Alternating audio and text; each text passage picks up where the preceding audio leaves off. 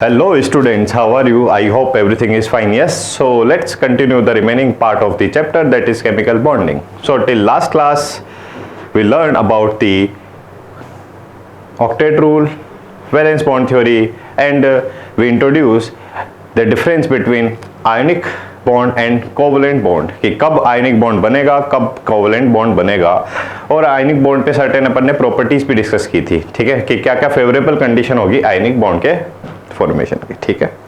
So start करते हैं the remaining part, that is certain bond parameters. Bond parameters में basically ये वाला जो पार्ट है कहीं ना कहीं कनेक्टेड है एग्जाम पॉइंट ऑफ व्यू से, ठीक है। तो अभी तक हमने तो सिर्फ ये समझने की कोशिश की कि बॉन्ड क्यों बनते हैं, कैसे बनते हैं, ठीक है, कि बॉन्ड क्यों बनते हैं ताकि जो एटम्स है वो स्टेबिलिटी गेन करे, ठीक है, किस किस तरह से फॉर्मेशन होगा वो सारी बात अपन कर चुके हैं, ठीक है। तो एक कॉन्सेप्चुअल हमारे पास अंडरस्टैंडिंग तो मिल गया है कि बॉन्ड किस तरह से बनेंगे, क्यों बनेंगे, ठीक है। थोड़ा सा आगे बढ़ते हैं टॉपिक में, बॉन्ड पैरामीटर्स। तो बॉन्ड पैरामीटर में बेसिकली बच्चे अपन डिस्कस करेंगे किसको, बॉन्ड लेंथ को, बॉन्ड एंगल को, bond enthalpy, bond order, resonance and polarity of bond, ठीक है। सो स्टार्ट करते हैं। और अगेन मैं बता चुका हूं कि आईआईटी की बात करें या नीट की अगर बात करें, जेई या नीट का मोस्टली क्वेश्चन पूछे जाते हैं आपसे यहाँ पे, ओके। क्या बॉन्ड लेंथ होता है, दो आपके पास डिफरेंट एलिमेंट गिवन है, पूछा है कि ज्यादा बॉन्ड लेंथ किस में होगी, कम किस में होगी। आपके पास दो मॉलिक्यूल है, पूछा है कि एक में कितना बॉन्ड एंगल होगा, दूसरे में कितना बॉन्ड एंगल है, एटसेट्रा एटसेट्रा, ठीक है। तो एग्जाम पॉइंट ऑफ व्यू से one of the most important topic है। पिछले क्लासेस के भी कंपैरिजन में करें तो पिछले क्लासेस तो अपन तो एक बेसिक अंडरस्टैंडिंग लिए अभी तक, है ना, वहां से भी ऑब्वियसली क्वेश्चन बनेंगे, ओके, नो इशू, बट यहाँ से ज्यादा प्रोबेबिलिटी रहेगा। सो स्टार्ट करते हैं किससे, बॉन्ड लेंथ से। बॉन्ड लेंथ क्या होती है बच्चा, तो हमारे पास दो एटम है, तो दो एटम के बीच में जो इंटरन्यूक्लियर डिस्टेंस है, इंटरन्यूक्लियर डिस्टेंस का मतलब क्या, जैसे हमारे पास ये दो एटम है ए, ठीक है, तो इसका ए का न्यूक्लियस होगा यहाँ पे कहीं सेंटर पे, बी का न्यूक्लियस हो गया यहाँ पे सेंटर पे, तो इसके न्यूक्लियस से इसके न्यूक्लियस के बीच का जो डिस्टेंस है, इंटरन्यूक्लियर डिस्टेंस, क्या बोलेंगे इसको, इंटरन्यूक्लियर डिस्टेंस, ठीक है। तो बॉन्ड लेंथ क्या होती है, is defined as the equilibrium distance between the nuclei of two bonded atom in a molecule. तो इन दोनों के बीच के जो इंटरन्यूक्लियर डिस्टेंस है इसी को क्या बोलेंगे, बॉन्ड लेंथ, पहला कॉन्सेप्ट।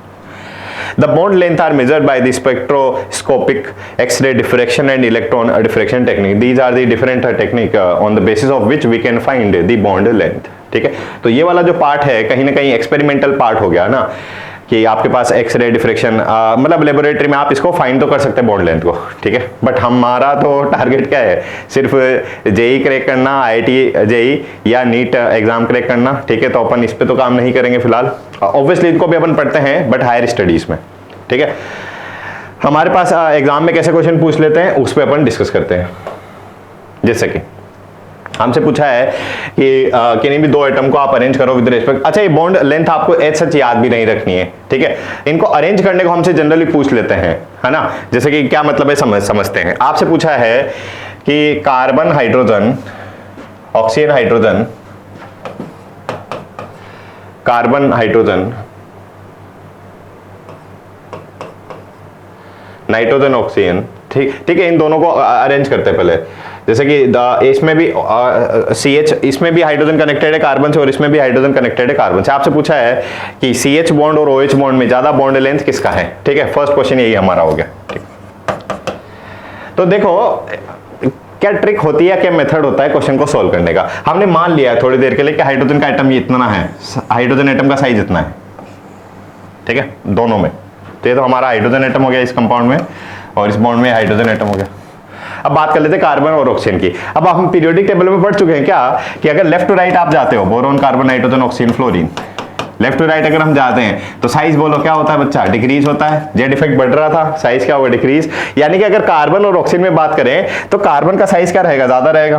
कार्बन और ऑक्सीजन में बात करें तो कार्बन का साइज क्या रहेगा, ज्यादा रहेगा। ऑक्सीजन का क्या हो जाएगा, कम, as compare to carbon, oxygen का क्या हो गया, कम।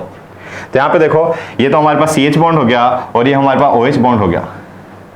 बात कर लेते हैं इंटरन्यूक्लियर डिस्टेंस की, तो यहां से यहां तक का डिस्टेंस इसका बॉन्ड लेंथ हो जाएगा और यहां से यहां तक का डिस्टेंस इसका बॉन्ड लेंथ हो जाएगा। अब थोड़ा सा यहाँ पे देख ही सकते हैं अपन, ज्यादा बड़ा बॉन्ड लेंथ कौन सा, ये वाला, और ये क्या है, छोटा है, क्योंकि हाइड्रोजन तो दोनों में सेम है ना, तो हाइड्रोजन तो सेम रखा, इसमें कार्बन बड़ा, इसमें ऑक्सीजन छोटा, तो इंटरन्यूक्लियर डिस्टेंस कम है, यानी कि बॉन्ड लेंथ क्या है, कम है। यही हमारा आंसर हो गया कि बॉन्ड लेंथ CH में ज़्यादा होगी एज कम्पेयर टू OH। देख सकते हैं आप, इसमें 109 है, इसमें 96 है। वैल्यू याद नहीं रखनी, कैसे निकालते हैं उस पर फोकस करेंगे, ठीक है क्या बच्चा। नेक्स्ट हमारे पास देख ले लेते हैं नाइट्रोजन कार्बन और नाइट्रोजन ऑक्सीजन, ठीक है, जैसे कि इन दोनों में कंपैरिजन हमसे पूछा है। तो हमने ऑक्सीजन लिया नाइट्रोजन के साथ, और एक बार लिया है ऑक्सीजन कार्बन के साथ, ऑक्सीजन लिया है किसके साथ, कार्बन के साथ, ठीक है ना। तो ऑक्सीजन का तो साइज मान लेते हैं थोड़ी देर के लिए फिक्स है, तो ये ऑक्सीजन का साइज ले लिया अपन ने, इसमें भी ले लिया ऑक्सीजन का साइज। अच्छा बोलो, कार्बन और नाइट्रोजन में लेफ्ट टू राइट जा रहे, साइज डिक्रीज हो रहा है, यानी कि नाइट्रोजन का साइज कम है कार्बन से, यानी कि कार्बन का साइज थोड़ा सा बड़ा है और ये नाइट्रोजन का साइज थोड़ा सा छोटा है ना, मान लिया अपन। तो यहां पे इन दोनों के बीच का डिस्टेंस, सॉरी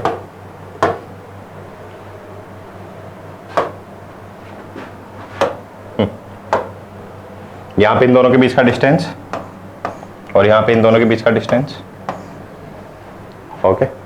ज्यादा डिस्टेंस कहां पे बच्चा, ये वाला, क्योंकि कार्बन का साइज ज्यादा है, तो हम बोल सकते हैं बॉन्ड लेंथ CO की ज्यादा होगी NO से, बॉन्ड लेंथ CO का ज्यादा होगा किससे, NO से। देख भी सकते हैं 143 CO का, NO का कम है। तो ठीक है, तो ये मेथड हो गया कि किस तरह से अपन बॉन्ड लेंथ को कंपेयर कर सकते हैं। अब इसी NO को CH से भी कंपेयर कर सकते हैं अपन, ठीक है क्या, क्योंकि यहाँ पे हाइड्रोजन की जगह ऑक्सीजन आ गया है, तो हाइड्रोजन की जगह ऑक्सीजन आ गया मतलब साइज बढ़ रहा है, दो बड़े बड़े एटम है तो ऑब्वियसली साइज बढ़ेगा, ठीक है। तो ये मेथड हो गया हमारे पास, किस तरह से बॉन्ड लेंथ फाइंड आप कर सकते हो। दूसरा, ऑब्वियसली जैसे कि हमारे पास सेम मॉलिक्यूल ही है, मतलब होमोन्यूक्लियर, दोनों का न्यूक्लियस क्या है, सिमिलर है, जैसे हाइड्रोजन हाइड्रोजन, बॉन्ड लेंथ है कुछ इतना। ऑब्वियसली इनको भी कंपेयर कर सकते हैं, हाइड्रोजन का साइज छोटा है लेफ्ट साइड पे, फ्लोरीन का साइज थोड़ा सा क्या होगा, बड़ा होगा। फ्लोरीन और क्लोरीन में अगर बात करें, टॉप टू बॉटम जा रहे हो, टॉप टू बॉटम जा रहे हो तो साइज क्या हो रहा है, इंक्रीज हो रहा है, तो ऑब्वियसली बॉन्ड लेंथ क्या होगा, इंक्रीज होगा, डायरेक्ट बिना कुछ सोचे हम जो बोल सकते हैं, ओके ठीक है। और यहाँ पे रिलेट भी कर सकते हैं अपन फ्लोरीन को नाइट्रोजन से, वो कैसे करेंगे अपन थोड़ा सा बाद में समझेंगे, बॉन्ड ऑर्डर के बेसिस पे इसको एक्सप्लेन कर सकते हैं। मतलब F2 और N2 को अब अपन रिलेट कर सकते हैं कि F2 में जो है बॉन्ड लेंथ ज्यादा है और N2 में बॉन्ड लेंथ कम क्यों है, ठीक है, ओके। जैसे कि HF, अब यहाँ पे देखो इन सभी में H तो सेम है, इसमें F हो गया, Cl हो गया, Br हो गया, I हो गया, टॉप टू बॉटम जा रहे हो तो साइज क्या हो रहा है, लगातार इंक्रीज होता है, साइज लगातार इंक्रीज हो रहा है तो इंटरन्यूक्लियर डिस्टेंस बढ़ेगी, तो टॉप टू बॉटम जा रहे हो तो इनका बॉन्ड लेंथ क्या हो रहा है, लगातार इंक्रीज हो रहा है, ठीक है। ये होमोन्यूक्लियर है O2, दोनों के दोनों एटम क्या है, सेम है, okay. R is the bond length, RA are the covalent radius of this one and this one। बात कर लेते हैं बॉन्ड एंगल की। बॉन्ड एंगल क्या होता है कि हमारे पास ये एक बॉन्ड बना हुआ है, अच्छा वहां पे एक रिमेनिंग कॉन्सेप्ट है, हमें कंपेयर करना है किसको, नाइट्रोजन की बॉन्ड लेंथ को किससे, फ्लोरीन से, ठीक है। एक और टॉपिक आएगा यहाँ पे बॉन्ड ऑर्डर, उसके बेसिस पे मैं उसको एक्सप्लेन करूंगा दोबारा से, बॉन्ड लेंथ वाले पैरामीटर को। फिलहाल बात कर लेते हैं बॉन्ड एंगल की। तो बॉन्ड एंगल का क्या मतलब है कि ये हमारे पास ऑक्सीजन और हाइड्रोजन का बॉन्ड है और यहाँ पे ऑक्सीजन और हाइड्रोजन का बॉन्ड है, तो यहाँ पे कितना एंगल है, इसमें है 104.5, तो इसी एंगल को हमने क्या बोला है, बॉन्ड एंगल। अलग अलग मॉलिक्यूल में अपने को देखने को क्या मिलता है बच्चा, अलग अलग बॉन्ड एंगल होता है, ठीक है। जैसे कि आपने CH4 में सुना होगा, या जो डायमंड होता है उसमें कार्बन कार्बन से कनेक्टेड होता है इस तरह से, और बॉन्ड एंगल कितना होता है वहाँ पे 109। H2 में कितना है, 104। आपने NH3 सुना होगा कि नाइट्रोजन और जो हाइड्रोजन के बीच का ये वाला जो बॉन्ड एंगल है कितना होता है बच्चा, 107, ठीक है। तो डिफरेंट मॉलिक्यूल्स में क्या होता है, बॉन्ड एंगल डिफरेंट होता है। तो बॉन्ड एंगल और जो शेप की अपन बात करते हैं, तो इसको दो टॉपिक अपन पढ़ेंगे एक्चुअली। यहाँ पे तो अपन ने ले लिया बस टॉपिक कि किस तरह के क्वेश्चन पूछ लेंगे, सिर्फ एक बेसिक आइडिया अपने को लग जाए, बट बेसिकली जो बॉन्ड एंगल वाला जो टॉपिक है इसको अपन डिस्कस करेंगे कहाँ पे, शेप एंड ज्योमेट्री में, जो कि अपने को पढ़ना है कहाँ पे, VSEPR, valence shell electron pair repulsion theory and hybridization, ठीक है। इन दो थ्योरी में बेसिकली अपन बात कर लेंगे किसका बेटा, shape as well as bond angle, ठीक है। इट इज डिफाइंड, फिर भी थोड़ा सा एक बेसिक कॉन्सेप्ट यहाँ पे कवर कर लेते हैं. ओके, सो बॉन्ड एंगल क्या होता है? It is defined is the angle between the orbital containing bonding electron pair around the central atom in a molecule और in a complex ion. Bond angle is express in a degree. देखिए अभी 104, 109, 107 in which it can be experimentally determined by the spectroscopic method. कैसे find कर लेते हैं अपन? Spectroscopic method. तो एक तो ये मेथड हो गया कि किस तरह से बॉन्ड एंगल फाइंड कर लेते हैं. एग्जाम पॉइंट ऑफ व्यू से अपन इन दोनों थ्योरी के बेसिस पे बता देंगे बॉन्ड एंगल. ठीक है, और नेक्स्ट जो अपना लेक्चर रहेगा उसमें इन्हीं को अपन इंट्रोड्यूस भी करने वाले हैं. ठीक है, one of the most important topic है केमिकल बॉन्डिंग में दोनों, है ना. जेई की अगर बात करें, कई बार क्वेश्चन पूछा गया है either वैलेंशियल electron pair repulsion theory से और हाइब्रिडाइजेशन से. One of the most important topic है जिसको अपन करेंगे नेक्स्ट क्लास में कंटिन्यू. साथ ही साथ यहाँ पे हम शेप ऑफ मॉलिक्यूल भी बता सकते हैं. ओके बच्चे, बॉन्ड लेंथ, जैसे कि कुछ क्वेश्चन यहाँ पे अभी तक जो भी डिस्कस किया आपने, bond length is defined is the distance between nuclei of two bonded atom in a molecule equilibrium. तो bond length is defined the equilibrium distance. क्या होती है? इंटरन्यूक्लियर डिस्टेंस या equilibrium distance.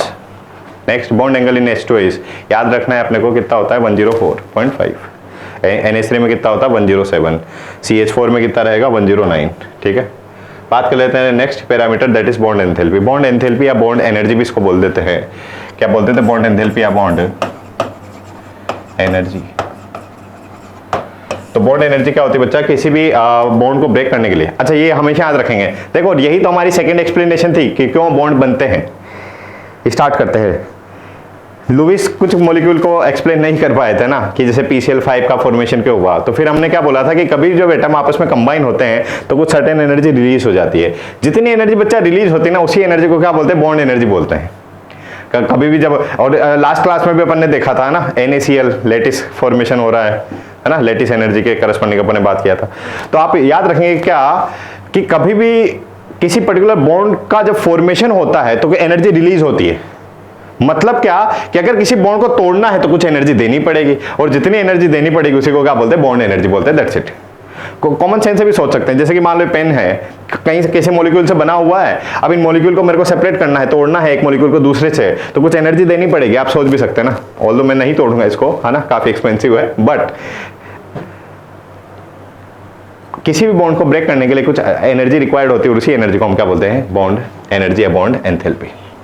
Okay, so it is defined as the amount of energy required to break 1 mole of bond. अच्छा, जो bond energy है generally define करते हैं अपन 1 मोल के लिए. ठीक है, सो हम ऑब्वियसली एक मॉलिक्यूल के लिए भी कैलकुलेट कर सकते हैं. ठीक है, बट जनरली अपन डिफाइन करते हैं with respect to 1 mole between the two atom in a gaseous states. Okay, the unit of bond energy kilo joule per mole. Joule कितने मोल? एक मोल के लिए बात करते हैं, kilo joule per mole. For example hydrogen bond enthalpy is what 435.8 kilo joule per mole. मतलब क्या कि अगर आपने ये दोनों हाइड्रोजन जो कनेक्टेड हैं एक दूसरे से, सिंगल बॉन्ड है, सिग्मा बॉन्ड है, कोवलेंट बॉन्ड है, एक दूसरे के बीच में कनेक्शन है, अगर इस अट्रैक्शन को ऑब्वियसली आपको ब्रेक करना है तो कुछ सर्टेन एनर्जी आपको देनी पड़ेगी. सर्टेन एनर्जी आपको क्या करनी पड़ेगी? देनी पड़ेगी. और इसी एनर्जी को क्या बोलेंगे? Bond energy. कितनी भी, और जैसे एनर्जी दोगे तो हाइड्रोजन एक दूसरे से सेपरेट हो गए. कितनी एनर्जी रिक्वायर्ड होती है बच्चा? 435.8 किलो जूल पर मोल. तो कुछ एनर्जी दिया बॉन्ड को तोड़ने के लिए, ब्रेक करने के लिए, उसी एनर्जी को क्या बोलेंगे? बॉन्ड एनर्जी या बॉन्ड एंथैल्पी. रिप्रेजेंट करते हैं डेल्टा H, या इसी को कई बार रिप्रेजेंट कर देते हैं बॉन्ड एनर्जी से.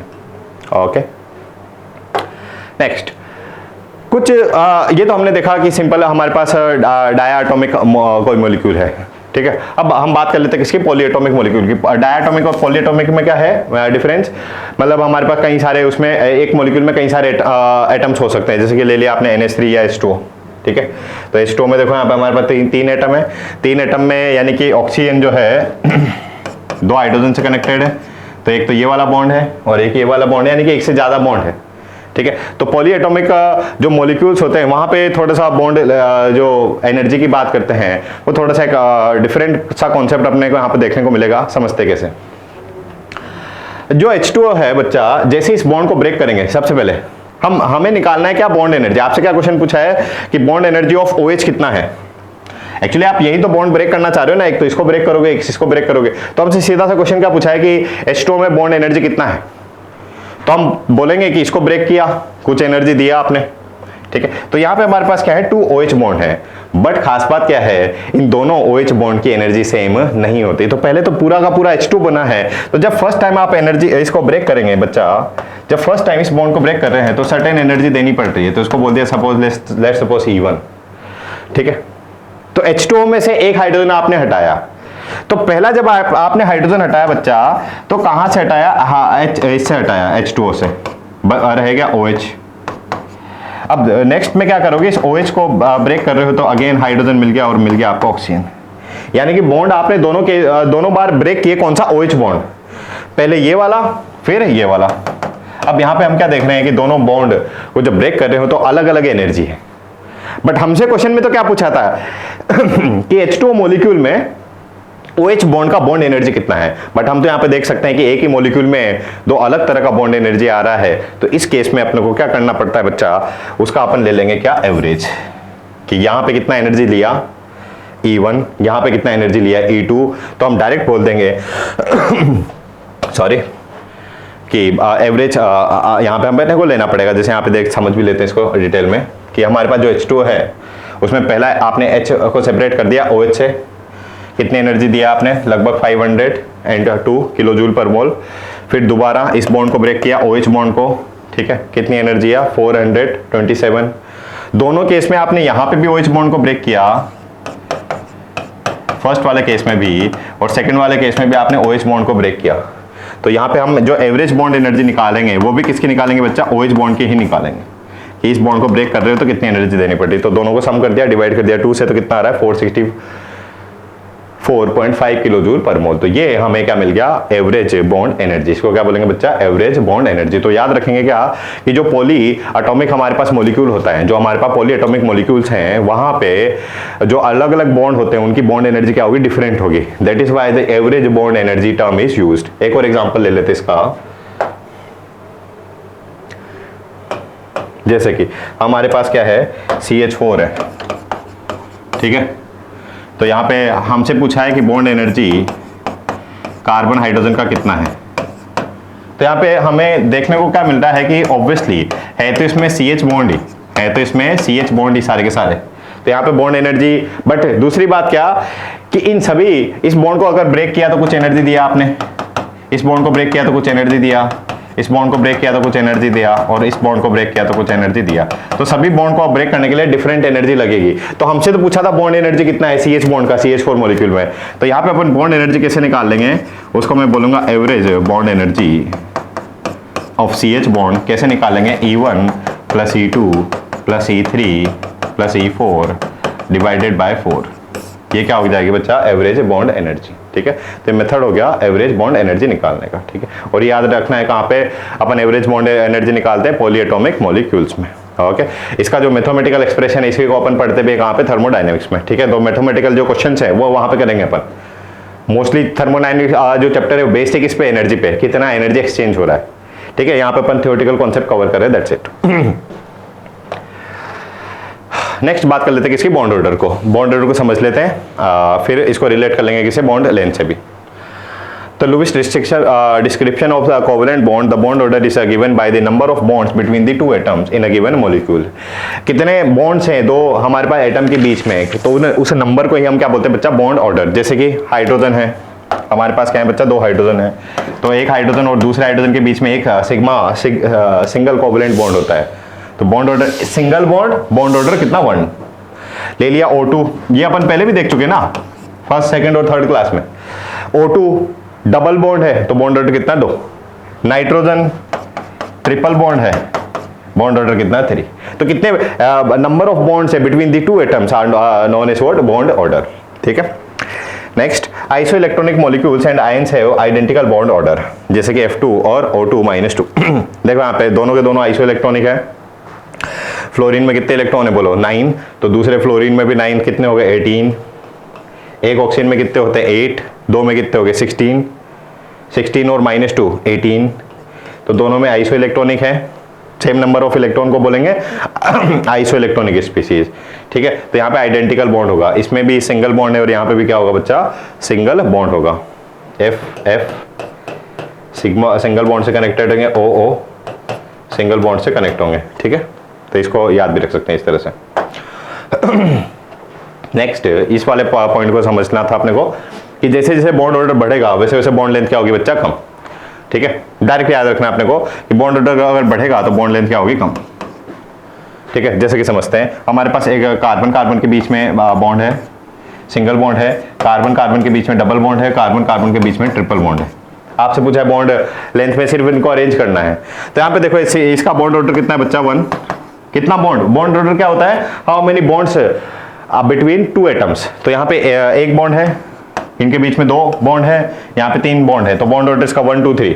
बॉन्ड ऑर्डर अगर बढ़ेगा तो बॉन्ड लेंथ क्या हो जाएगी, कम। तो अगर इन तीनों को अरेंज करना है कार्बन कार्बन को, ठीक है, तो है तो सभी स्पीशीज में कार्बन कार्बन एटम ही है तो सभी में carbon carbon atom he, but यहाँ पे इन दोनों कार्बन के एटम का जो बीच का डिस्टेंस है और यहाँ पे इन कार्बन एटम का बीच का जो डिस्टेंस है वो क्या रहेगा बच्चा, डिफरेंट रहेगा। ठीक है, तो सबसे कम बॉन्ड ऑर्डर इसमें, तो सबसे बॉन्ड लेंथ इसमें ज्यादा, फिर इसमें कम और फिर इसमें सबसे कम। तो बॉन्ड ऑर्डर बढ़ेगा तो बॉन्ड लेंथ क्या होगी, कम। तो इसकी सबसे ज्यादा, इसकी कम और इसकी सबसे कम रहेगी। ठीक है, तो ये अपने को याद रखना है। तो फाइनली आप मैं बोला भी था आपको, है ना, रिलेट कर लेंगे अपन किसको, F2 को और N2 को। ठीक है, F2 को और N2 को। तो यहाँ पे बॉन्ड लेंथ ज्यादा किसका हो जाएगा, यहाँ पे तो सिंगल बॉन्ड है और यहाँ पे हमारे पास ट्रिपल बॉन्ड है। ठीक है, ट्रिपल बॉन्ड है तो बॉन्ड ऑर्डर काफी ज्यादा, तो बॉन्ड लेंथ क्या हो जाएगी इसकी, कम।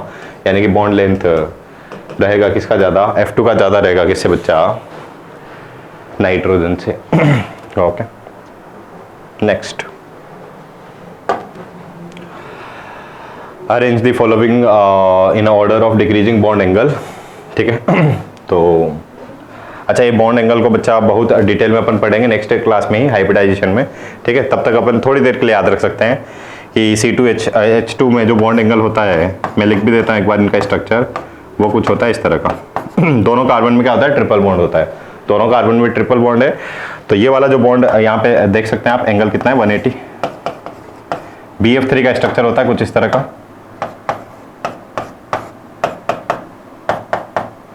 ठीक है, सभी बॉन्ड कितने होते हैं, 120 के। कौन सभी बॉन्ड कितने हैं, 120 वाले BF3 में। ओके, नेक्स्ट बात करते हैं CH4 का। CH4 का बना चुके अपन 109, NH3 का मैं बता चुका हूं पहले से 107, H2 का भी अपन देख चुके हैं कितना, 104। तो आपसे एग्जाम में इस तरह के क्वेश्चन पूछे जाते हैं डायरेक्टली कि हमारे पास ये गिवन है, बोला इनको bond order, sorry bond angle के रेस्पेक्ट में अरेंज कीजिए। ठीक है, तो उसको पढ़ेंगे कॉन्सेप्ट को अपन डिटेल में भी नेक्स्ट क्लास में। Next, which of the following is the largest bond angle.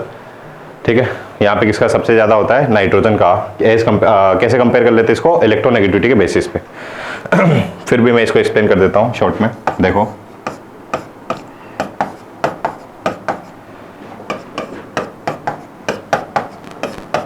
जैसे कि इन दोनों को ही देख लेते हैं ना, नाइट्रोजन और फॉस्फोरस दोनों के पास वो क्या क्या इलेक्ट्रॉन होते हैं बच्चा, 5 इलेक्ट्रॉन होते हैं। ठीक है, अब यहाँ पे क्या है, नाइट्रोजन और फॉस्फोरस में ज्यादा इलेक्ट्रोनेगेटिविटी किसकी होती है, नाइट्रोजन की होती है। ज्यादा इलेक्ट्रोनेगेटिविटी किसकी होती है, नाइट्रोजन की। तो ज्यादा इलेक्ट्रोनेगेटिविटी होने की वजह से ये जो हाइड्रोजन के इलेक्ट्रॉन है ना, ये नाइट्रोजन के पास आ जाएंगे इस तरह से। फॉस्फोरस की इलेक्ट्रोनेगेटिविटी नाइट्रोजन से कम है, तो ये हाइड्रोजन के इलेक्ट्रॉन मतलब इतने पास में नहीं आते। ठीक है, अब यहाँ पे एक कॉन्सेप्ट अपन देखेंगे क्या, कि ये जो लोन पेयर है, लोन पेयर मतलब क्या बच्चा, इलेक्ट्रॉन, और ये भी तो क्या है, इलेक्ट्रॉन से। तो ये इसको क्या करेगा, रिपेल करेगा। अच्छा, यहाँ पे बॉन्ड एंगल जो भी है, मान लिया हमारे पास ये 2 फिंगर है इस तरह से, अगर इस फिंगर और इस फिंगर दोनों को रिपेल करूँ तो पास में आएंगी तो बॉन्ड एंगल क्या हो जाएगा, कम। ठीक है, तो यहाँ पे भी हमारे पास ये लोन पेयर है, यहाँ पे भी मतलब इलेक्ट्रॉन्स हैं और यहाँ पे भी इलेक्ट्रॉन्स है, तो ये लोन पेयर इन इलेक्ट्रॉन्स को क्या करेगा, रिपेल करेगा। बट यहाँ पे ये रिपल्शन को होल्ड कर लेंगे, क्योंकि यहाँ पे इलेक्ट्रॉन से नाइट्रोजन के पास है, तो इस रिपल्शन को तो ये होल्ड कर लेते हैं, बट यहाँ पे रिपल्शन को होल्ड नहीं कर पाएंगे क्योंकि दूर दूर है इलेक्ट्रॉन्स। तो इस रिपल्शन को होल्ड नहीं कर पाएंगे तो पास में आ जाएंगे, मतलब बॉन्ड एंगल क्या हो जाएगा, कम।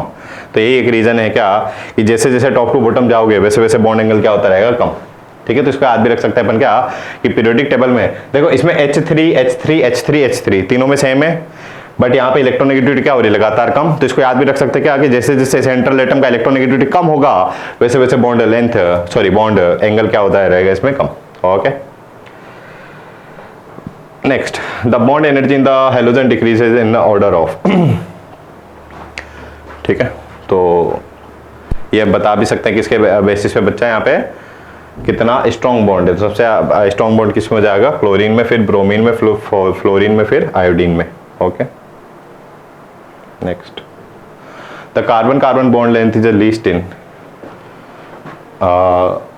ये अपन समझ चुके हैं अभी C2H2 में क्या रहेगा, ट्रिपल बॉन्ड रहेगा। C2H4 में कार्बन कार्बन के बीच में क्या होता है बच्चा, डबल बॉन्ड होता है। C2H6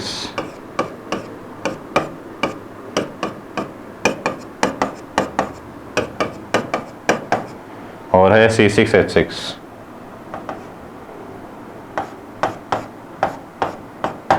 ठीक है, ये तो हो गया C6H6। यहाँ पे देखो इनमें कैसे आंसर करेंगे अपन, बात लिख लेते हैं बॉन्ड ऑर्डर थोड़ी देर के लिए। तो यहाँ पे कार्बन कार्बन के बीच में बॉन्ड ऑर्डर कितना है बच्चा, 1।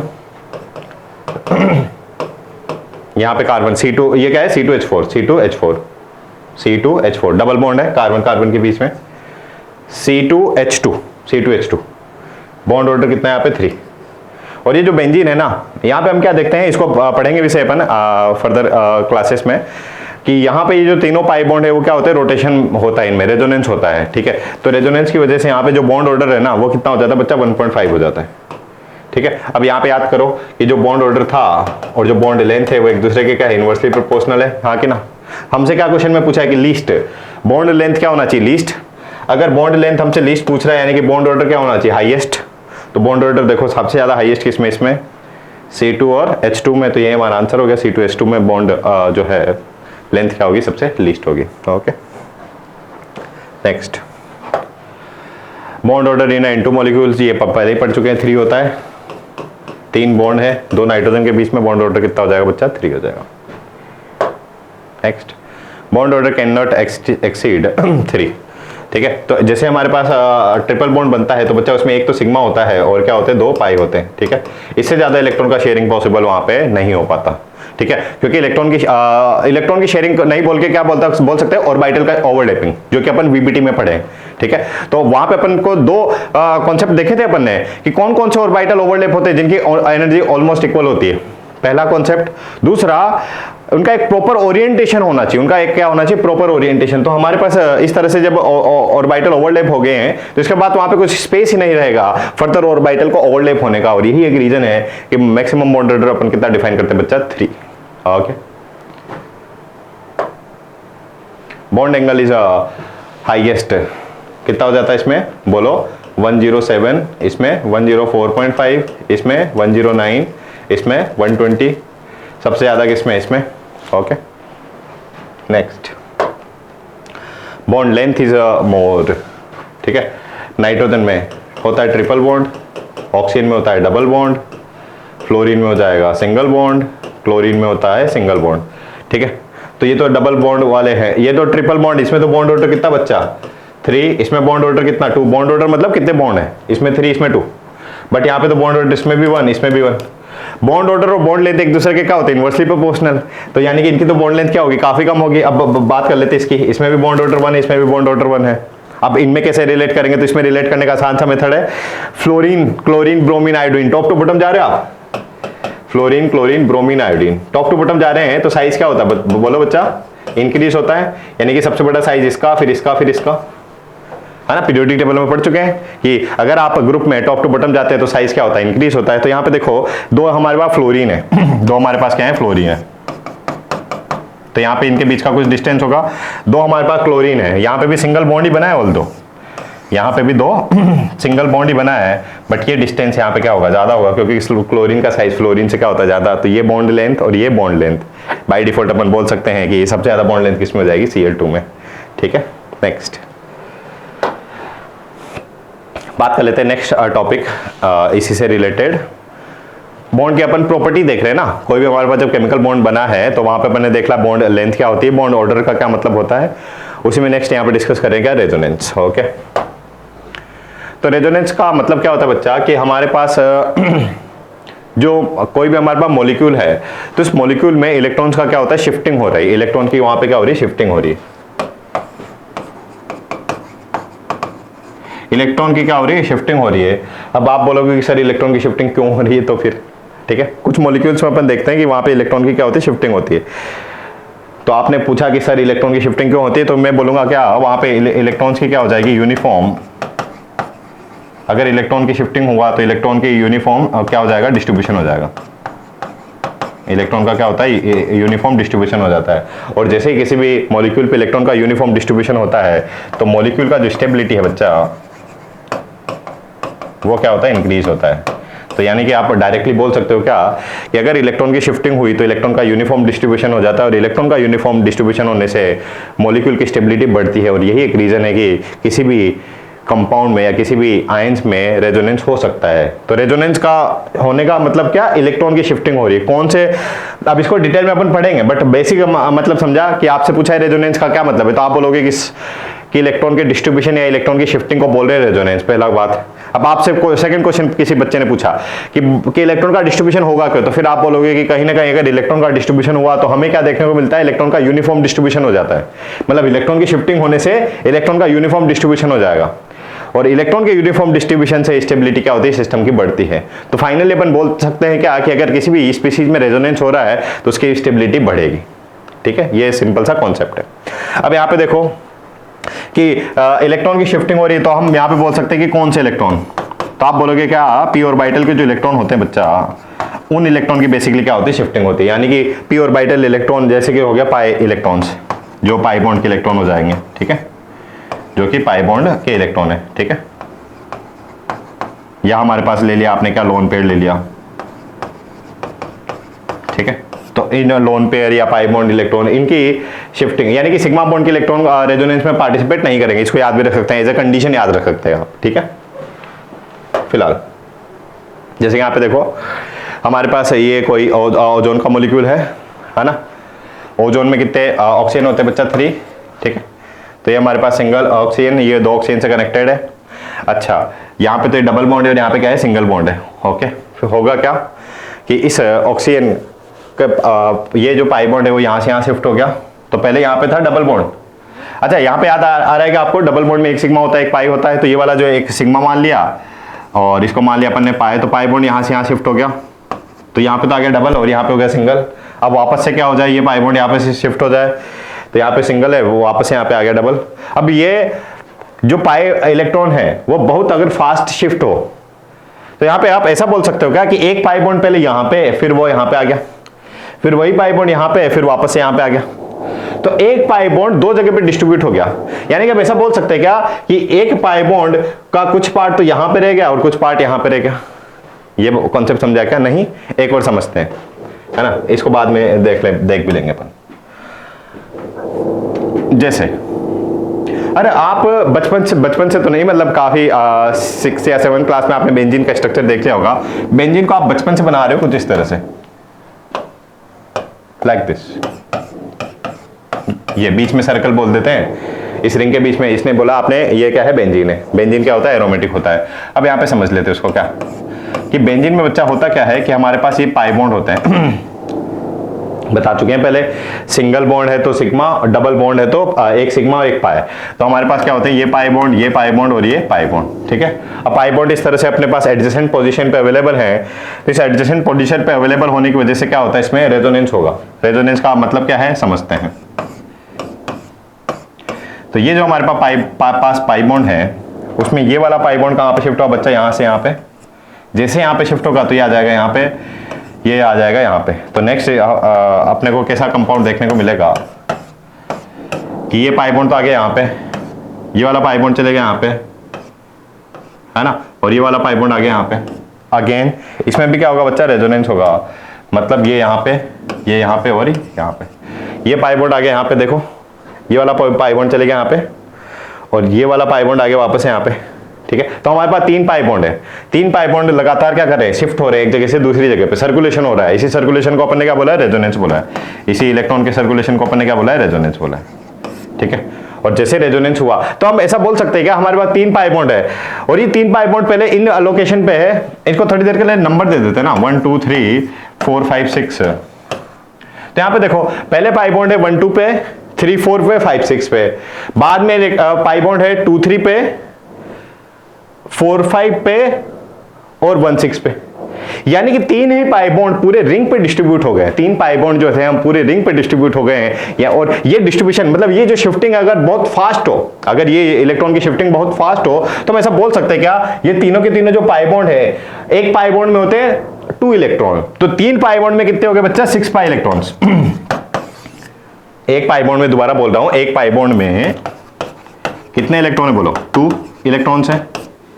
तो 3 पाई बॉन्ड है तो कितने इलेक्ट्रॉन हो गए, 6। तो ये जो 6 इलेक्ट्रॉन है वो ओवरऑल हम ऐसा बोले कि पूरे रिंग पे क्या होगा, उनका डिस्ट्रीब्यूशन हो गया, सर्कुलेशन हो रहा है। तो इस इलेक्ट्रॉन का डिस्ट्रीब्यूशन को क्या हम इस तरह से रिप्रेजेंट कर सकते हैं क्या, या इस तरह से रिप्रेजेंट कर सकते हैं क्या। तो बेंजीन में भी वो मतलब समझ में आ रहा है, बीच में सर्कल क्यों होता है, वो सर्कल एक्चुअली अपने आप में क्या रिप्रेजेंट कर रहा है कि आपके पास जो 6 पाई इलेक्ट्रॉन थे वो उसमें क्या होता है, रेजोनेंस होता है। रेजोनेंस का मतलब क्या कि वहां पे इलेक्ट्रॉन शिफ्ट हो रहे हैं, और ये इलेक्ट्रॉन की शिफ्टिंग अगर बहुत फास्ट हो तो यहाँ पे हम बोल सकते हैं कि उनका 6 पाई इलेक्ट्रॉन्स का यूनिफॉर्म डिस्ट्रीब्यूशन हो गया through out the ring, electron का यूनिफॉर्म डिस्ट्रीब्यूशन हो गया थ्रू आउट द रिंग। और ये इससे हम क्या देखते हैं कि कंपाउंड का स्टेबिलिटी बढ़ता है, और इसीलिए इस को हमने बोल भी दिया है क्या, बेंजीन अपने आप में क्या होता है बच्चा, एरोमेटिक कंपाउंड होता है। Aromatic compound are highly stable, ठीक है।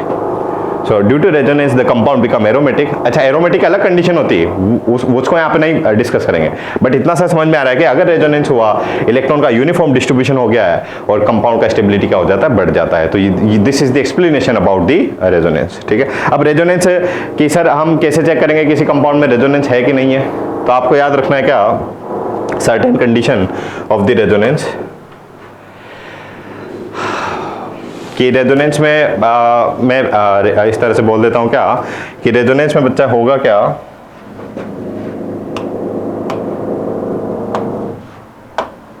कोई भी कंपाउंड में अगर कॉन्जुगेशन है, कोई भी कंपाउंड में अगर कॉन्जुगेशन है तो वहां पे क्या होगा, रेजोनेंस होगा, हो सकता है, मतलब ये नेसेसरी कंडीशन है। कॉन्जुगेशन का क्या मतलब है कि आपके पास है पाई bond, sigma bond and pi bond. जैसे कि एक एग्जांपल भी लिख देते हैं ना, CH2 double bond CH, single bond CH, double bond CH2।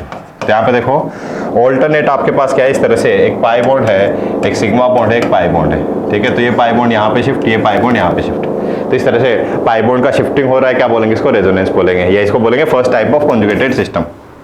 Next type of conjugated system क्या होता है, पाई bond, sigma bond, lone pair.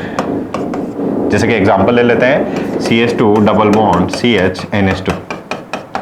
तो यहाँ पे देखो ये नाइट्रोजन के पास लोन पेयर है, वो लोन पेयर क्या कर सकता है बच्चा, इस तरह से शिफ्ट हो सकता है, वो ये यहाँ पे आ गया और ये बॉन्ड यहाँ पे शिफ्ट हो गया। तो यहाँ पे भी पाई इलेक्ट्रॉन्स का या पी ऑर्बिटल इलेक्ट्रॉन का क्या हो रहा है, शिफ्टिंग हो रहा है। इसी शिफ्टिंग को ऊपर क्या बोलेंगे, रेजोनेंस बोलेंगे, क्योंकि इसमें कंपाउंड में क्या है, कॉन्जुगेशन है, इसको बोलेंगे second type of conjugated system.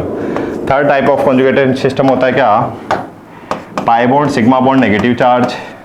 Fourth होता है क्या, pi bond, sigma bond, positive charge. 5 होता है क्या, pi bond, sigma bond, free radical, ठीक है। So these are the different type of conjugated system. इसके एक एग्जांपल भी देख लेते हैं अपन, जैसे कि इसका एग्जांपल हो गया ये वाला, CH2 double bond CH negative. तो नेगेटिव चार्ज क्या होगा बच्चा, यहाँ पे शिफ्ट हो जाता है कुछ इस तरह से, और ये पाई बॉन्ड शिफ्ट हो जाएगा इस तरह से। तो यहाँ पे भी पाई इलेक्ट्रॉन्स का शिफ्टिंग हो रहा है, अगेन हम बोलेंगे सिस्टम में क्या हो रहा है, रेजोनेंस हो रहा है। ये वाला एग्जांपल देख लेते हैं, CH2 डबल बॉन्ड CH2 पे पॉजिटिव चार्ज। पॉजिटिव चार्ज मतलब इलेक्ट्रॉन का डेफिशिएंसी है, तो ये वाला पाई इलेक्ट्रॉन कहाँ पे शिफ्ट हो जाता है, इधर, ठीक है। यहाँ पे भी पाई इलेक्ट्रॉन का शिफ्टिंग हो रहा है, क्या बोलेंगे इसको, रेजोनेंस। लास्ट ले लेते हैं क्या, CH2 double bond CH2 dot, ये फ्री रेडिकल है तो पाई इलेक्ट्रॉन अगेन यहाँ पे शिफ्ट होते हैं, ठीक है। तो आपको देखना क्या है, फाइनली इसको समराइज कर देते हैं कि अगर इस तरह का सिस्टम आपको दिख रहा है कि पाई bond, sigma bond, pi bond, conjugation है रेजोनेंस होगा। पाई bond, sigma bond, lone pair, conjugation है तो रेजोनेंस होगा। पाई bond, sigma bond, negative charge, conjugation है, रेजोनेंस होगा। पाई bond, sigma bond, positive charge, conjugation है, रेजोनेंस है। तो इनको याद रख लेंगे इस तरह से, और यहाँ पे इनकी एडजेसेंट पोजीशन पे, मतलब इसी ऑर्डर में अरेंज होने चाहिए बच्चा, है ना। मान ले आपके पास इस तरह का कंपाउंड है और आपसे पूछा है कि क्या इस कंपाउंड में रेजोनेंस होगा कि नहीं होगा। जैसे कि ले लेते हैं, हमारे पास ये कोई कंपाउंड है,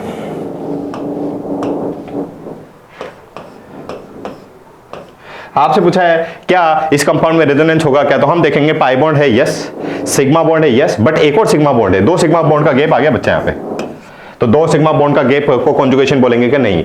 पाई बॉन्ड सिग्मा बॉन्ड का गैप फिर पाई बॉन्ड, पाई बॉन्ड सिग्मा बॉन्ड का गैप फिर पाई बॉन्ड। और ये अपन पढ़ चुके हैं ना पहले से ही कि डबल बॉन्ड में एक सिग्मा होता है एक पाई होता है, सिंगल बॉन्ड है तो सिग्मा होगा, डबल है तो एक सिग्मा एक पाई होगा। तो पाई bond sigma bond pi bond है तो रेजोनेंस होगा।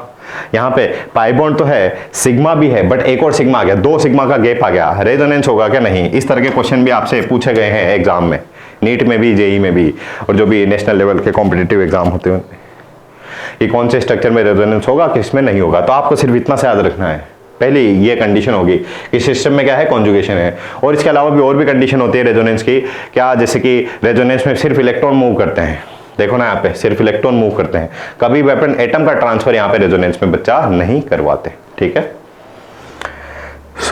अब इसका थ्योरेटिकल पार्ट इसका कवर कर लेते हैं। अच्छा, जब इलेक्ट्रॉन का ट्रांसफर होगा तो यहाँ पे एक वर्ड यूज करते हैं कि दूसरा स्ट्रक्चर बनेगा, तो उसको बोलते हैं रेजोनेटिंग स्ट्रक्चर या उसी को बोलते हैं कैनोनिकल स्ट्रक्चर, ठीक है। तो आपसे नेक्स्ट क्वेश्चन ये पूछ लेते हैं कि कोई भी एक मॉलिक्यूल के कितने कैनोनिकल स्ट्रक्चर बनेंगे, ठीक है, उसके कितने कैनोनिकल स्ट्रक्चर बनेंगे, ठीक है। थ्योरेटिकल पार्ट इसका कवर कर लेते हैं। एक्चुअली कैनोनिकल स्ट्रक्चर का कोई एग्जिस्टेंस नहीं होता, बस अपन एक थ्योरेटिकल कॉन्सेप्ट यहाँ पे डेवलप कर रहे हैं, ठीक है, इस तरह से। Next, resonance stabilize the molecule as the energy of the resonance hybrid is less than the energy of any single canonical structure. Actually हम क्या बताते हैं कि कोई भी हमारे पास जब रेजोनेंस हो रहा है तो हमने क्या बोला? इलेक्ट्रॉन का यूनिफॉर्म डिस्ट्रीब्यूशन हुआ। जब रेजोनेंस हो रहा है तो इलेक्ट्रॉन का क्या हुआ? Uniform distribution. इलेक्ट्रॉन के यूनिफॉर्म डिस्ट्रीब्यूशन से उसके हमने क्या बोला? स्टेबिलिटी बढ़ गई है। याद आता किसी को? यहां पे लिखा भी था अपन ने कभी तो।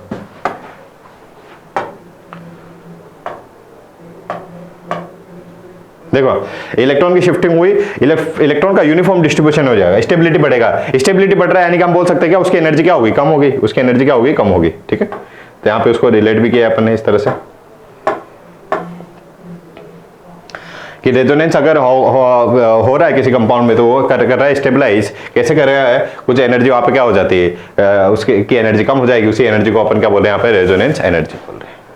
Resonance average the bond characteristics as a whole. Thus, the energy of O3 resonance hybrid is lower than the either of the two canonical form. Next, the canonical form have no real existence. और resonance actually होता क्या है? इस पे चलो इसकी theoretical part पहले cover कर लेते हैं, फिर क्वेश्चन पे और अपन कुछ सर्टेन क्वेश्चन देख लेंगे। Next, the molecule does not exist for a certain fraction of time in a canonical form and in other fraction of time in other canonical form. There is no such equilibrium between the canonical forms. Okay. Next, the molecule such as a single structure which is the resonating hybrid of the canonical form and which cannot be dissected by the single Lewis structure. Okay. जैसे कि यहाँ पे हमारे पास resonating structure हमने बनाया किसके बच्चा? CO3-2 के, ठीक है। इसी को मैं दोबारा से एक्सप्लेन कर भी देता हूँ, ठीक है। काम की बात यहाँ पे देख लेते हैं क्या क्या हमसे क्वेश्चन पूछे जा सकते हैं। जैसे कि ये हमारे पास क्या है? CO3-2, ठीक है। तो C अभी देखो आपने देखा था वहां पे कॉन्जुगेशन क्या? अगर सिस्टम में कॉन्जुगेशन है तो वहां पे होगा रेजोनेंस, ठीक है। तो यहाँ पे देखो क्या कॉन्जुगेशन है क्या?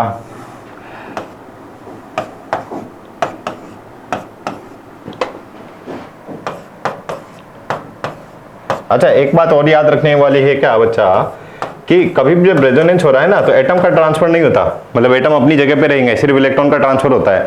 तो मतलब ये जो कार्बन है और ये तीनों ऑक्सीजन है अपनी जगह पे ऐसे कैसे रहेंगे, दैट्स इट। तो ये इसको बोलते हैं स्केलेटन, यानी कि स्केलेटन ऑफ जो मॉलिक्यूल्स है वो तो कभी चेंज नहीं होगा। तो सिग्मा बॉन्ड के साथ आप स्केलेटन को तो लिख सकते हो। अभी शिफ्टिंग करा देते हैं अपन इलेक्ट्रॉन्स की बस। अब यहाँ पे देखो कॉन्जुगेशन है, कॉन्जुगेशन याद आ रहा है किसी को? पाई bond, sigma bond, negative charge. अभी देखा अपने 5 टाइप ऑफ कॉन्जुगेटेड सिस्टम। तो यहाँ पे है पाई bond, sigma bond, negative charge. अगर सिस्टम में कॉन्जुगेशन है तो रेजोनेंस होगा। रेजोनेंस होने का क्या मतलब? ये यहाँ पे शिफ्ट और ये यहाँ पे शिफ्ट। तो यहाँ पे तो सिग्मा नेगेटिव चार्ज ने तो पाई बॉन्ड बना लिया, ये पाई बॉन्ड इस ऑक्सीजन पे शिफ्ट हो गया तो इस ऑक्सीजन पे आ गया नेगेटिव चार्ज। अच्छा, इस ऑक्सीजन नेगेटिव चार्ज का कुछ भी क्या अपन ने? नहीं, तो एज इट इज रहेगा। नेक्स्ट, हमारे पास सिस्टम में वापस से कॉन्जुगेशन है, देख पा रहे हैं कि आप? पाई bond, sigma bond, negative charge. अगर सिस्टम में कॉन्जुगेशन है तो सिस्टम में क्या होगा? रेजोनेंस होगा। ये इधर शिफ्ट, ये इधर शिफ्ट, तो यहाँ पे आ गया डबल बॉन्ड, ये बॉन्ड शिफ्ट हो गया इस ऑक्सीजन की तरफ, ऑक्सीजन पे आ गया नेगेटिव चार्ज। इस ऑक्सीजन के नेगेटिव चार्ज का कुछ भी क्या मैंने? नहीं, तो ये अपनी जगह एज इट इज रहेगा, ठीक है। फिर तो पहले पाई बॉन्ड यहाँ पे था, फिर पाई बॉन्ड यहाँ पे आ गया, फिर यहाँ पे आ गया, अभी देख पा रहे क्या ओवरऑल कि ये हमारा जो पाई बॉन्ड था बच्चा पहले इन दोनों के बीच में था, फिर आ गया यहां पे और फिर आ गया यहां पे। तो एक ही पाई बॉन्ड 3 जगह डिस्ट्रीब्यूट हो गया है, एक ही पाई बॉन्ड 3 जगह डिस्ट्रीब्यूट हो गया, मतलब मेरे पास लेट्स सपोज 90 रुपीज है, मैंने 3 जगह डिस्ट्रीब्यूट कर दिए, तो एक को कितना मिला बोलो 30। मेरे पास 90 रुपीज है, मैंने 3 जगह डिस्ट्रीब्यूट कर दिए, तो एक को कितना मिला 30। तो यहां पे भी देखो ना हमारे पास एक पाई बॉन्ड है, उसको 3 जगह डिस्ट्रीब्यूट कर दिया, तो सबको कितना मिल जाएगा 1/3 1/3 1/3।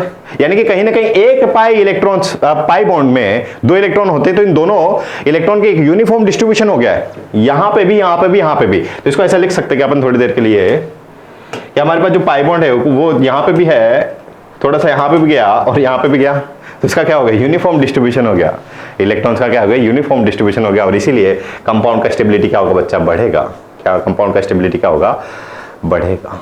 ओके,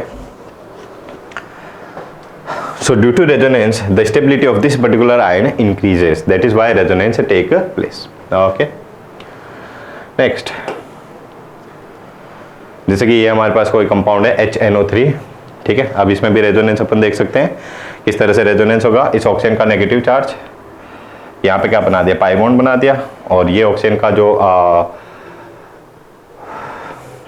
पाई बॉन्ड है इस ऑक्सीजन की तरफ शिफ्ट हो जाएगा, ठीक है। तो जैसे ही इस ऑक्सीजन की तरफ आएगा तो इस ऑक्सीजन पे तो आ गया नेगेटिव चार्ज, इस ऑक्सीजन पे तो आ गया बच्चा नेगेटिव चार्ज, इस ऑक्सीजन ने अपने नेगेटिव चार्ज ने बना लिया डबल बॉन्ड, तो यहाँ पे आ गया डबल बॉन्ड। नाइट्रोजन में पहले भी पॉजिटिव चार्ज था, अभी भी पॉजिटिव है। यहाँ पे बच्चे कंफ्यूज हो जाते हैं कि सर नाइट्रोजन के पास भी तो इलेक्ट्रॉन आ रहे हैं ना, तो इसमें पॉजिटिव चार्ज क्यों रहेगा। आप में से कोई सोच पा रहा है क्या? देखना यहाँ पे, नाइट्रोजन के पास पहले पॉजिटिव था, इसने कितने बॉन्ड बना रखे थे 1 2 3 4। नाइट्रोजन के पास अभी भी कितने बॉन्ड बना रखे 1 2 3 4।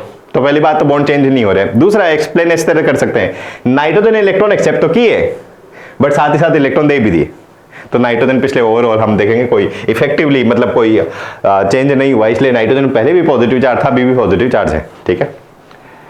तो यहाँ पे अपन ने देखा कि ऑक्सीजन का पहले एक बार पाई बॉन्ड यहाँ पे एक बार यहाँ पे, तो यहाँ पे भी क्या हो रहा है रेजोनेंस हो रहा है। ओके बच्चे, नेक्स्ट, बॉन्ड एंगल इन ओजोन कितना होता है 116। अच्छा, ओजोन में भी याद रखना है क्या कि हमारे पास एक बार ऐसा स्ट्रक्चर है, तो एक बार पाई बॉन्ड यहाँ पे है, फिर एक बार पाई बॉन्ड यहाँ पे है,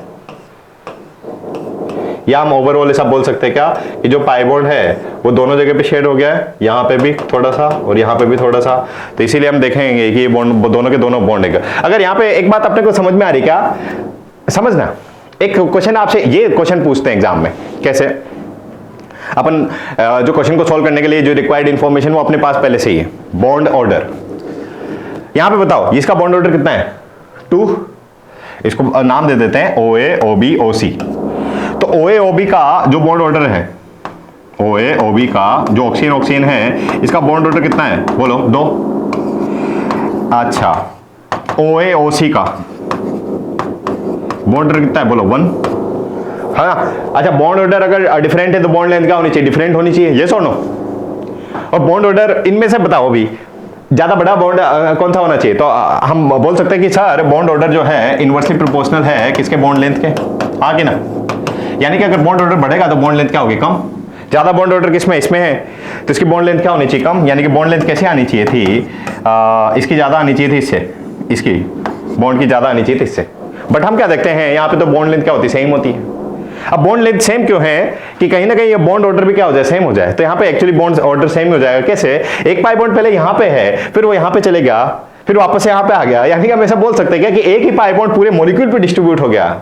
यानी कि यहाँ पे और यहाँ पे देखो, यहाँ पे भी सिंगल हमेशा है, यहाँ पे भी सिंगल हमेशा है, यानी कि एक सिग्मा बॉन्ड तो हमेशा है ही सही, और एक पाई बॉन्ड 2 जगह शेयर हो गया, एक पाई बॉन्ड 2 जगह शेयर हो गया, तो एक को कितना मिला 0.5। तो वैसा बोल सकते हैं क्या, कहीं ना कहीं यहाँ का जो बॉन्ड ऑर्डर है वो कितना हो गया हाफ, और यहाँ का भी बॉन्ड ऑर्डर कितना हो गया हाफ। ये समझ में आ गया कॉन्सेप्ट। देखो दोबारा से शॉर्ट में एक्सप्लेन कर देता हूँ। यहाँ पे इन दोनों के बीच में सिग्मा बॉन्ड है हमेशा, इन दोनों के बीच में भी हमेशा सिग्मा बॉन्ड है, यानी कि बॉन्ड ऑर्डर इसका भी 1 है इसका भी 1 है, कि नहीं सर यहाँ पे तो 2 है ना। एक्चुअली ये वाला जो पाई बॉन्ड है ना, एक बार यहाँ पे फिर एक बार यहाँ पे, तो एक पाई बॉन्ड 2 जगह शेयर हो गया, तो हम ऐसा बोल सकते हैं क्या एक को कितना मिला 0.5। तो एक बॉन्ड तो पूरा पूरा है ही सही, और डबल बॉन्ड डिस्ट्रीब्यूट हो गया दोनों जगह, तो आधा यहाँ पे और आधा यहाँ पे, तो इसका बॉन्ड ऑर्डर कितना बोल देंगे थोड़ी देर के लिए 1.5, इसका भी बॉन्ड ऑर्डर कितना बोल देंगे 1.5। तो बॉन्ड ऑर्डर डिफरेंट है क्या? नहीं, बॉन्ड ऑर्डर दोनों के क्या है? सेम है, 1.5 इसीलिए बॉन्ड लेंथ भी क्या हो जाएगी बच्चा? सेम हो जाएगी। और यही एक क्वेश्चन आपसे पूछा जाता है, इस तरह से क्वेश्चन बना लेंगे अभी, ठीक है, कि O3 में क्या दोनों बॉन्ड सेम होते हैं क्या? बॉन्ड लेंथ उनके हम बोलेंगे सेम होंगे। यस, समझाएगा बच्चे? Next, polarity of bond. Polarity का क्या मतलब होता है, इसको मैं पहले वैसे समझाया हूं आपको, बट फिर भी देख लेते हैं। पोलैरिटी कब डेवलप होगी और पोलैरिटी डेवलप होने से क्या क्या वहां पे अपने को देखने को मिलेंगे, मतलब क्या क्या मॉलिक्यूल्स में चेंजेस आ सकते हैं, ठीक है। तो पोलैरिटी को डिफाइन करते हैं अपन बच्चा किसके बेसिस पे? इलेक्ट्रोनेगेटिविटी के बेसिस पे। जैसे कि बात कर लेते हैं हाइड्रोजन और Cl। हम पीरियोडिक टेबल में पढ़ चुके हैं पहले ही कि लेफ्ट टू राइट अगर आप जाते हो तो इलेक्ट्रोनेगेटिविटी बढ़ेगी, यानी कि हम ऐसा बोल सकते हैं क्या कि क्लोरीन की इलेक्ट्रोनेगेटिविटी ज्यादा है किससे? हाइड्रोजन से। अच्छा, जब यहाँ पे कोवलेंट बॉन्ड बना है हाइड्रोजन और क्लोरीन के बीच में है, तो क्या बना है? कोवलेंट बॉन्ड बना है। कोवलेंट बॉन्ड कैसे बना? हाइड्रोजन अपना इलेक्ट्रॉन शेयर किया, क्लोरीन अपना इलेक्ट्रॉन शेयर किया, बन गया कोवलेंट बॉन्ड, ठीक है। तो शेयरिंग हुई यहाँ पे इलेक्ट्रॉन की, पहली बात। अब इलेक्ट्रॉन की शेयरिंग तो हुई, बट यहाँ पे हम क्या देखते हैं कि क्लोरीन की इलेक्ट्रोनेगेटिविटी ज्यादा होती है हाइड्रोजन से। अब इलेक्ट्रोनेगेटिविटी का क्या मतलब था बोलिए? Tendency to attract electron. तो क्लोरीन की टेंडेंसी ज्यादा होती है इलेक्ट्रॉन को अट्रैक्ट करने की, और यही एक रीजन है कि जहां हाइड्रोजन का इलेक्ट्रॉन है वो क्लोरीन की तरफ शिफ्ट होता है। इस तरह से हाइड्रोजन का इलेक्ट्रॉन कहां पे शिफ्ट होगा? क्लोरीन की तरफ शिफ्ट होगा। तो जैसे ही शिफ्ट होता है तो हाइड्रोजन पे आ जाता है बच्चा कौन सा चार्ज है? Del positive charge. क्या बोलते हैं इसको? डेल पॉजिटिव चार्ज तो आ जाता है हाइड्रोजन पे, डेल नेगेटिव चार्ज आता था क्लोरीन पे। जैसे ही चार्ज डेवलप हुआ है तो कंपाउंड में क्या हो गई है? पोलर। ये कंपाउंड कैसा हो गया? पोलर। या चार्ज डेवलप हो गया, यानी कि यहाँ पे क्या हो गया? एक जनरेट हो गया क्या? डाइपोल। क्या जनरेट हो गया बच्चे? एक डाइपोल जनरेट हो गया। पॉजिटिव नेगेटिव चार्ज को क्या बोलेंगे? डाइपोल जनरेट हो।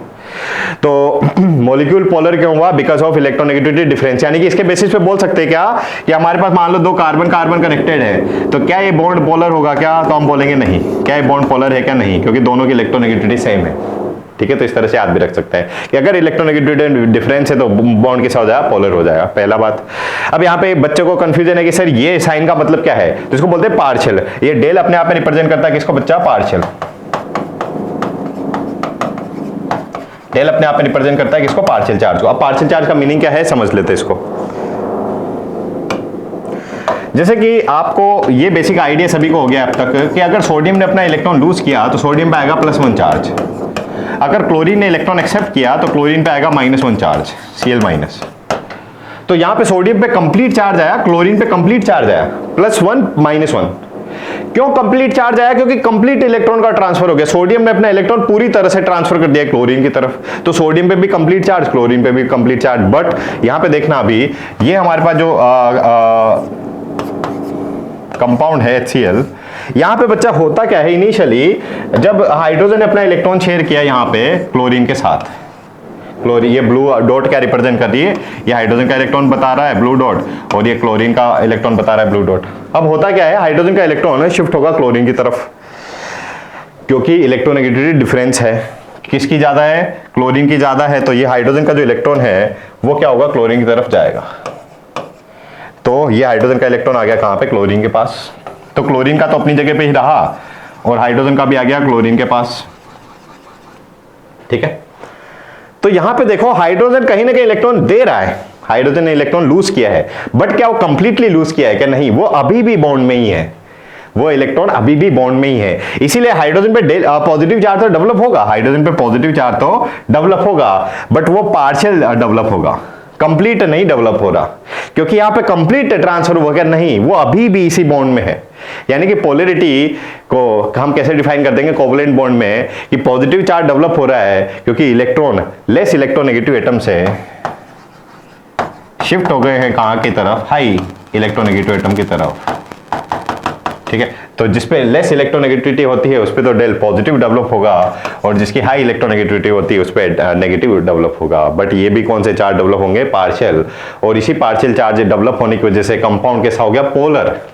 मॉलिक्यूल कैसा हो गया? पोलर हो गया, ठीक है। तो this is the what explanation about why the compounds become what बच्चा? पोलर, ठीक है, जैसे कि यहाँ पे देख भी सकते हैं हाइड्रोजन और फ्लोरीन में फ्लोरीन की इलेक्ट्रोनेगेटिविटी ज्यादा है तो हाइड्रोजन ने इलेक्ट्रॉन दे दिया कहाँ पे, फ्लोरीन की तरफ, डेल पॉजिटिव हाइड्रोजन पे, डेल नेगेटिव फ्लोरीन पे रहेगा। ठीक है, अच्छा, but in a case of hetero nuclear moleculi HF, the shared electron pair between the two atom get displaced towards the fluorine atom because the electronegativity of fluorine is greater than the hydrogen। पढ़ चुके हैं इसको अपन। That is why the covalent bond is a polar covalent bond। This particular bond is polar covalent bond। As a result of polarization, अच्छा यहाँ पे electron की shifting को क्या बोल रहे हैं, पोलराइजेशन। पोलर मॉलिक्यूल तो बना, इलेक्ट्रॉन की शिफ्टिंग के प्रोसेस को क्या बोल देंगे, polarization. So as a result of polarization the molecule possess the dipole moment which can be defined as the product of charge any one of the poles and the distance between the poles. फिर यहाँ पे concept अपन देख लेते हैं बच्चा, क्या dipole moment. तो dipole moment को निकाल भी कैसे लेते हो आप, डाइपोल मोमेंट को लिखा लोगे चार्ज मल्टीप्लाई बाय डिस्टेंस। जैसे कि हमारे पास H है और F है तो इस पर तो डेवलप हो गया चार्ज, अच्छा इनके बीच के भी कुछ डिस्टेंस होगी, ठीक है, तो मल्टीप्लाई कर दोगे आप कितना चार्ज है कितनी डिस्टेंस है, उससे निकाल देंगे अपन डाइपोल मोमेंट। ठीक है, तो इसका मैथमेटिकल फॉर्म में भी अपन को काम कर सकते हैं, बट अगर एग्जाम पॉइंट ऑफ व्यू की बात करें जेईई में नीट में, ठीक है, आपसे सिर्फ क्वेश्चन पूछ लेंगे इस तरह से कि आपके पास HF है और आपके पास क्या है HCl है, बोला है ज्यादा डाइपोल मोमेंट कहाँ पे होगा, तो हम देख लेंगे क्या इलेक्ट्रोनेगेटिविटी डिफरेंस कहाँ पे ज्यादा है, यहाँ पे ज्यादा है, यहाँ पे इलेक्ट्रोनेगेटिविटी डिफरेंस क्या है बच्चा, ज्यादा है HF में, तो यहाँ पे डाइपोल मोमेंट भी क्या होगा, ज्यादा होगा, है ना। So the dipole moment is express in debye unit, one debye क्या होगा, चार्ज की यूनिट तो क्या होती है कुलाम्स, डिस्टेंस का यूनिट क्या होता है मीटर, तो वन डिबाई को लिख सकते हैं 3.3 इंटू 10⁻³ कुलाम्स मीटर। ठीक है, इसी को लिख सकते हैं अपन ESU सेंटीमीटर में भी। ठीक है, ये कन्वर्जन अपने को याद रखना है, मोस्टली अपन बात करते हैं डिबाई में या कुलाम मीटर में। ठीक है, तो एटलीस्ट ये तो अपने को याद रखना पड़ेगा, interconversion. Dipole moment is a vector quantity and it is denoted by the small arrow with the tail on the positive centre and the head toward the negative centre. यहाँ पे dipole इस तरह से electron की shifting की direction को बता रहा है, डाइपोल मोमेंट क्या बता रहा है, इलेक्ट्रॉन की शिफ्टिंग की डायरेक्शन को बताएगा। ठीक है, इस तरह से। Okay, dipole moment in polyatomic molecule, अगर हमारे पास पॉलीएटॉमिक मॉलिक्यूल है, ठीक है, जैसे कि हमने लिया क्या बच्चा BF3, ठीक है, या हमने लिया क्या बच्चा H2O, बोला है यहाँ पे डाइपोल मोमेंट ज्यादा किसमें है। ठीक है, अब यहाँ पे देखो एक्चुअली हमें यहाँ पे इसका स्ट्रक्चर भी पता होना चाहिए, तो अगेन हमें उसका शेप पता होना चाहिए मॉलिक्यूल का, या उसकी ज्योमेट्री अपने को आइडिया होना चाहिए। ठीक है, फिलहाल मैं यहाँ पे एक्सप्लेन कर देता हूँ। क्यों BF3 है ना बच्चा, तो बोरोन और फ्लोरीन में ज्यादा इलेक्ट्रोनेगेटिविटी किसकी बोलो, फ्लोरीन की, तो यहाँ पे इलेक्ट्रॉन शिफ्ट होंगे इस डायरेक्शन में फ्लोरीन की तरफ, तो डाइपोल मोमेंट इधर, इसका डाइपोल मोमेंट इधर, इसका डाइपोल मोमेंट इधर। यहाँ पे डाइपोल मोमेंट में बॉन्ड एंगल कितना है सभी में 120। ठीक है, बॉन्ड एंगल क्या है 120, तो ये इसको कैंसिल आउट कर देगा और इसको ये इसको कैंसिल आउट कर देगा, तो तीनों डाइपोल मोमेंट एक दूसरे को क्या कर रहे हैं, कैंसिल आउट कर रहे हैं। तो यहाँ पे जो नेट डाइपोल मोमेंट रहेगा, डाइपोल मोमेंट को रिप्रेजेंट कर रहे हैं म्यू से, वो कितना हो जाएगा बच्चा, 0 हो जाएगा। तो इसमें तो नेट डाइपोल मोमेंट कितना हो गया, 0। भले ही मॉलिक्यूल पोलर हो रहा है बट फिर भी डाइपोल मोमेंट कितना हो गया, 0। अब यहाँ पे देखो ऑक्सीजन और हाइड्रोजन में ऑक्सीजन की इलेक्ट्रोनेगेटिविटी ज्यादा, ठीक है, तो यहाँ पे इस तरह से इलेक्ट्रॉन शिफ्ट होंगे ऑक्सीजन से हाइड्रोजन की तरफ, ऑक्सीजन से हाइड्रोजन की तरफ, और ऑक्सीजन पे 2 लोन पेयर भी है तो इनकी भी डायरेक्शन होगी इस तरह से। तो पूरा का पूरा इलेक्ट्रॉन शिफ्ट हो रहे हैं इस तरह से, तो इनकी एक डायरेक्शन मिल गई अपने को डाइपोल मोमेंट की इधर, जिसमें डाइपोल मोमेंट क्या होगा बच्चा, नॉन 0। तो इस तरह के क्वेश्चन आपसे पूछे भी गए हैं कि किसमें 0 है किसमें नॉन 0 है, तो हम बोलेंगे इसमें 0 है इसमें नॉन 0, या ऐसे भी बोल सकते हैं इसमें डाइपोल मोमेंट ज्यादा है इसमें क्या है कम है। ठीक है, तो ये अपन बता कैसे सकते हैं, तो हमें पता होना चाहिए बच्चा उसका शेप या उसकी ज्योमेट्री। ठीक है, उसके बाद इस पे थोड़ा सा वर्कआउट कर सकते हैं। ओके, तो अपन पढ़ लेते हैं पहले VSEPR थ्योरी और हाइब्रिडाइजेशन, फिर उसके बेसिस पे भी यहाँ पे अपन डाइपोल मूवमेंट पे कमेंट कर पाएंगे। ओके, सो आपको spatial arrangement of the molecules वो पता होना चाहिए, उसके बेसिस पे अपन निकाल सकते हैं। जैसे कि मैं शायद एक्सप्लेन कर चुका हूँ, ऑक्सीजन और हाइड्रोजन में ऑक्सीजन की तरफ और ऑक्सीजन के पास लोन पेयर भी है, तो नेट जो रिजल्टेंट डाइपोल मूवमेंट आएगा इस पर्टिकुलर डायरेक्शन में। ओके, जैसे BF3 को भी मैं एक्सप्लेन कर चुका हूँ, रिजल्टेंट डाइपोल मूवमेंट कितना हो जाएगा, 0। उसी तरह से CO2 देख लो, कार्बन ऑक्सीजन में ऑक्सीजन की इलेक्ट्रोनेगेटिविटी ज्यादा तो डाइपोल मूवमेंट इधर, कार्बन ऑक्सीजन में ऑक्सीजन की इलेक्ट्रोनेगेटिविटी ज्यादा, डाइपोल मूवमेंट उधर। दोनों डाइपोल मूवमेंट सेम मैग्नीट्यूड के हैं और 180 डिग्री पर काम कर रहे हैं। तो इनका रिजल्टेंट कितना हो जाएगा बच्चा 0। मतलब ऐसे है 10 न्यूटन का फोर्स इधर लग रहा है, 10 न्यूटन का फोर्स इधर लग रहा है, तो नेट फोर्स कितना हो जाता है 0। वेक्टर क्वांटिटी है ना डाइपोल मोमेंट भी, तो ये फोर्स भी वेक्टर क्वांटिटी है, उसी तरह से डाइपोल मोमेंट भी वेक्टर क्वांटिटी है। तो दो सेम वेक्टर है, मैग्नीट्यूड सेम है, अपोजिट डायरेक्शन में काम करे तो रिजल्टेंट कितना रहेगा 0। ठीक है, बट फिर भी आपको एक बात तो समझ में आ रही है कि कहीं ना कहीं मेरे को शेप पता है कि इतना बॉन्ड एंगल है, उसी के बाद मैं यहाँ पे निकाल पाऊंगा। ठीक है, ये बात है। नेक्स्ट डाइपोल मोमेंट के कुछ स्पेशल केस ले लेते हैं, जैसे कि यहाँ पे देखो NH3 और NF3 में है। ठीक है, तो रिजल्टेंट जो डाइपोल मोमेंट है NH3 में होता है 4.9 और NF3 में कितना होता है 0.8। तो आपसे पूछा जाता है इस तरह के क्वेश्चन में अपन से जेईई या नीट में पूछे भी जाते हैं, है ना, कि दो हमारे पास स्पीसीज है, पूछा है डाइपोल मोमेंट ज्यादा किसमें है। तो यहाँ पे देखो बच्चा, नाइट्रोजन और हाइड्रोजन में तो नाइट्रोजन की इलेक्ट्रोनेगेटिविटी ज्यादा होती है, तो ये इलेक्ट्रॉन इधर शिफ्ट हो रहे हैं और ये लोन पेयर इधर शिफ्ट हो रहा है, तो रिजल्टेंट डाइपोल मोमेंट जा रहा है कुछ इस तरह से। तीनों तो ये वेक्टर इधर और ये भी इधर तो ऊपर जा रहा है, समझ पा रहे क्या? ये तो पिरामिड टाइप हो गया, तो ये इधर ये इधर ये इधर और ये ऊपर, तो रिजल्टेंट क्या मिलेगा इनका इधर। रिजल्टेंट समझ में आ रहा है क्या आपको? मान लो मेरे पास एक वेक्टर है P और एक वेक्टर है Q, इन दोनों के बीच में थीटा एंगल है, तो इसका रिजल्टेंट कैसे निकाल लेंगे? Under root P square plus Q square plus 2 PQ cos theta. ठीक है, ऐसे रिजल्टेंट निकाल सकते हैं। हमारे पास दो वेक्टर हैं, एक P और PQ, तो इनका रिजल्टेंट कैसे निकाल देंगे? R, वो इस तरह से निकाल लेंगे। तो कहीं ना कहीं इनके बॉन्ड एंगल पे भी डिपेंड करेगा। ठीक है, तो तीनों ये हमारे पास डाइपोल मोमेंट ऐसे और ये ऐसे, तो इनका रिजल्टेंट अपने को इस डायरेक्शन में देखने को मिलेगा। बट इस वाले में देखो N और F में, अभी यहाँ पे तो नाइट्रोजन कनेक्टेड था किससे? हाइड्रोजन से। नाइट्रोजन कनेक्टेड था हाइड्रोजन से। नाइट्रोजन और हाइड्रोजन में ज्यादा इलेक्ट्रोनेगेटिविटी होती है नाइट्रोजन की, तो बॉन्ड शिफ्ट हो रहा है ऐसे। बट नाइट्रोजन कनेक्टेड है अगर किससे? फ्लोरीन से। अब नाइट्रोजन और फ्लोरीन में ज्यादा इलेक्ट्रोनेगेटिविटी होती है बच्चा किसकी? फ्लोरीन की। तो ये डाइपोल इधर शिफ्ट होगा, ये इधर शिफ्ट और ये इधर शिफ्ट, और ये वाला तो इधर शिफ्ट है।